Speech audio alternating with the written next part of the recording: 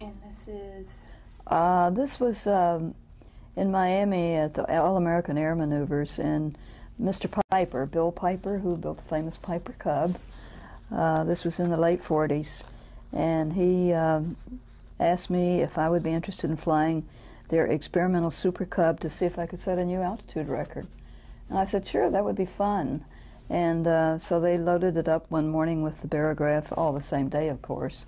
And I climbed in and went up to, maybe 29,000 feet or something like that. I can't remember all these figures. It was about 53 degrees below outside. And, I haven't mentioned, I usually fly barefooted. And my feet darn near froze to death. But it was a nice little airplane. After that, they came out with a regular Super Cub. So tell me, why do you usually fly barefooted? I guess because I'm a Florida cracker. In the late 40s, I endeavored to set a world land speed record for women. I was trying to break Jacqueline Cochran's record, and actually had the record broken. You fly 4 passes, not too high above the ground, but there were 2 rules. You couldn't go over a certain altitude, and you had to land where you took off.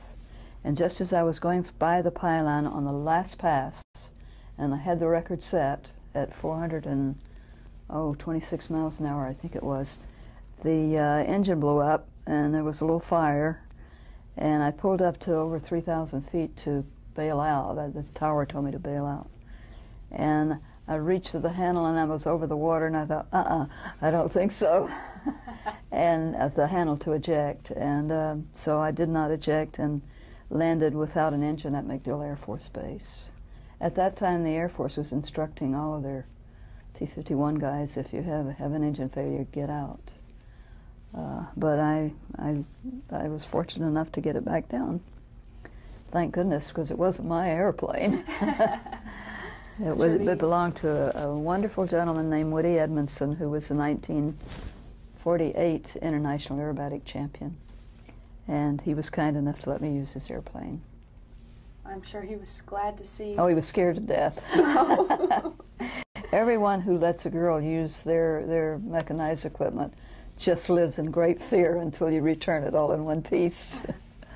But so many of them were willing to be able to let you do that. It's very, very nice of him.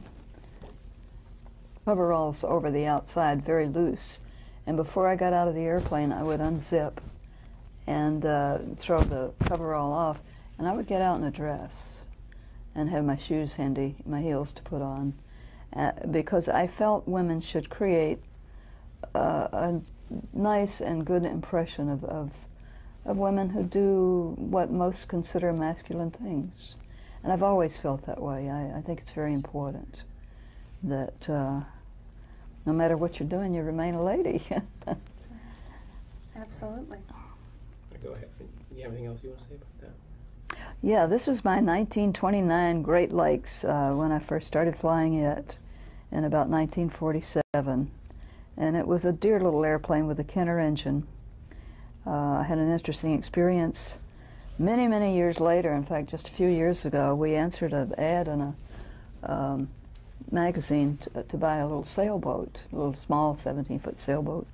And I asked the man his name, and he said it was Kenner. And I said, oh, I hope it's not the same Kenner that made that Kenner engine that caused me so much trouble in the 40s. And he said, that was my father. And I felt so badly about it. But it was a very interesting engine, to say the least. I had about 3 of them and used parts from 2 to keep one running all the time. This is a shot of the first time I ever tried to cut a ribbon flying upside down. Naturally, being the first time, we went out and got the longest fishing poles we could find. And 2 very famous people held the pole for me. One of them was Steve Whitman, who has won more air races than any other person in history. He is now gone.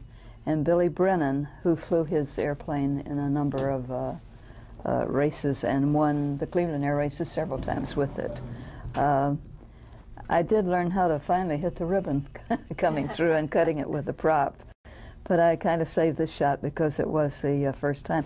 Oh, one thing of interest, during an air show, you'd have somebody from the crowd come out and hold one of the poles for you. And you'd have somebody standing by. You'd ask for a volunteer, and they'd come out and hold the pole. And then when you came in for your pass, you would head right for them.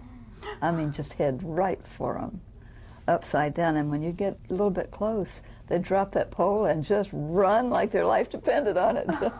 And then you'd circle back around, and you'd have somebody standing by who knew how to do it. And then you would do the actual ribbon cutting with the prop of the airplane. But it was always a lot of fun, and the crowd enjoyed it.